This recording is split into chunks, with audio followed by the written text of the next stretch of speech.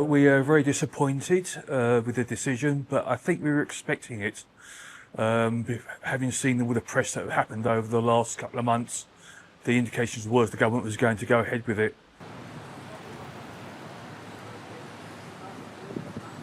There's so many reasons for it. I mean, in terms of the transnational suppression, in terms of security, in terms of the cabling, and in terms for us, we're concerned about our houses because, as you can see here, this is the soft border for the estates and for the embassy. The building just through there is actually going to be where the residents for the embassy live. We live here, we're no more than 18 metres away. They aren't going to want us here because they want to make this secure for their staff. So the concern is that for us is about being moved off. And even if they don't move us off, there's still concerns about our safety and security and our privacy because they're going to have CCTV cameras in there.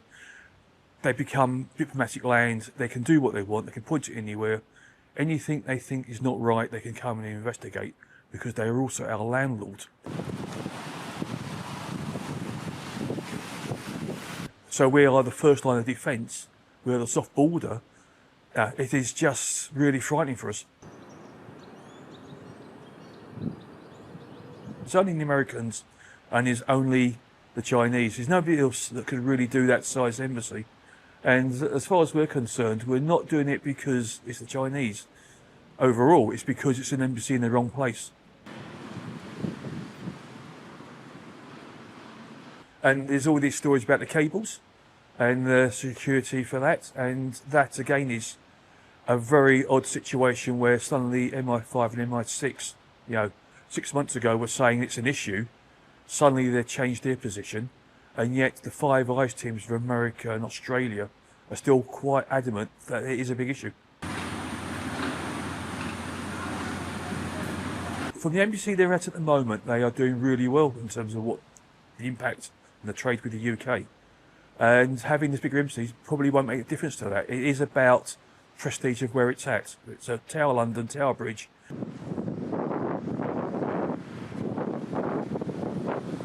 Well, it just seems to me there's too many unknowns to make a decision like this, and the whole area of London is going to be not accessible to Londoners, and we don't know what's going to happen in the next 30 years, 50 years, so it's just too much of a risk. There's too many unknowns. We're very happy for the Chinese to be here, that's marvellous, but we just don't know how the situations are going to develop. I mean, every embassy has their own sort of, if the concern is like spies or something like that, I feel like, every embassy has reasons to be careful and to, spy or whatever and stuff. I don't think the Chinese government has any specific aims that the Russian government or the American government wouldn't have. If anything, it might bring, a little bit more safety to the area. It might bring maybe more commerce. It might bring a bit more shops. It might, make it a little bit lively. The building itself is quite old and it looks very, it needs some maintenance as well. So, there's graffiti around and stuff like that. So I think it will be good in terms of the facade.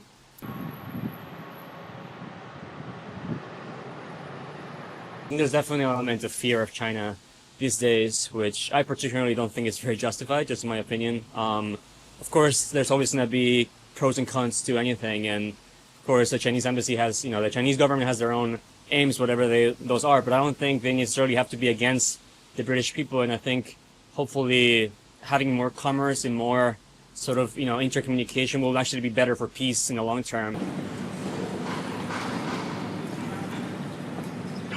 I think it's important that the UK has better relations with everyone except the US. I think it's good for them to sort of prepare themselves for a post-US world where I think they're not going to be the same that they used to be.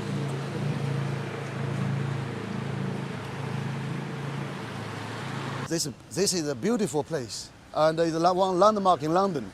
has been held for 7 years. Now finally, the planning permission has been approved, right?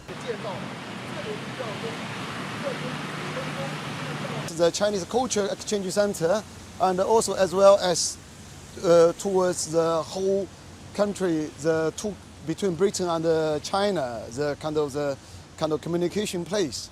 So I think it's a great place.